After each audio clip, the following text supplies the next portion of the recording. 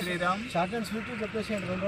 అనంతగిరి ప్రదక్షిణ కార్యక్రమానికి విచ్చేస్తున్న భక్తులందరికీ నమస్సుమాంజలు. తర్వాత ఈ కార్యక్రమాన్ని ప్రారంభించడానికి చాలా కారణాలు ఉన్నాయి. ఆ కారణాలలో ప్రధానమైన ఏంటంటే మనల్ని మనం రక్షించుకోవడం, ధర్మ పరిరక్షణ కోసం ప్రారంభించబడింది. అట్ ద సేమ్ టైం ధార్మిక భక్తి, తర్వాత ఈ ప్రాంత విశిష్టత, ఈ అనంతగిరి కొండల పరిరక్షణ ధ్యేయంగా ఇది ముందుకు సాగుతుంది. ఇది 9 సంవత్సరాల క్రితం, ఇది 10వ సంవత్సరం. 10 సంవత్సరాల క్రితం అనంతగిరుల పరిరక్షణ సమితిని ఏర్పాటు చేసుకొని కార్యక్రమాలు కొనసాగుతున్నాయి. దాంట్లో భాగంగా 2019లో ఈ గిరి ప్రదక్షిణను ప్రారంభించడం. దీనికి ప్రధాన కారణం ఏంటంటే హైదరాబాద్లో ఎవరో చనిపోతే వాళ్ళని తీసుకొచ్చి అనంతగిరి కొండల్లో దాపెడదామని, వాళ్ళని మూసిపెడదామని ఈ కార్యక్రమాలు జరిగినాయి గత ప్రభుత్వ హయాంలో. శ్మశాన వాటికల్లో తీసుకొచ్చారు.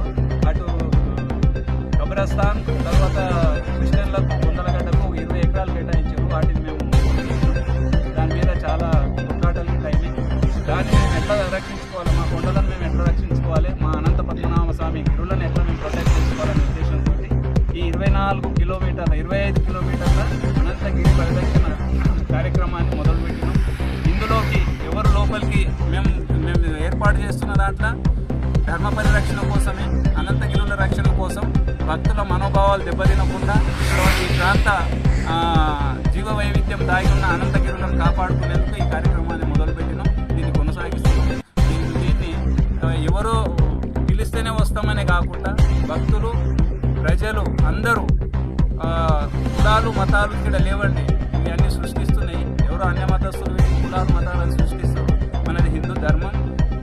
ఈ ధర్మాన్ని కాపాడుకోవడానికి ప్రతి ఒక్కరూ వచ్చి పాల్గొంటారని మనస్ఫూర్తిగా. ఎన్ని సంవత్సరాల నుంచి? ఇది 10వ సంవత్సరం. ఇది గిరి పరిరక్షణ 6వ సంవత్సరం నుంచి కొనసాగుతుంది. ఇది ఫస్ట్ మేము మా మిత్రులము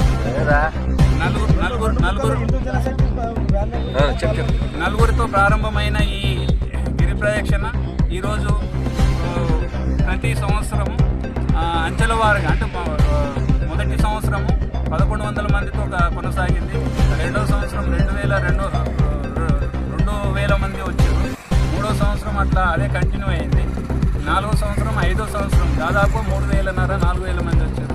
ఈసారి గిట్ట 3000-4000 వరకు పబ్లిక్ వచ్చి పాల్గొంటారు. వాళ్ళే కాకుండా ఇంకా చాలామంది అర్ధపాదం, అంటే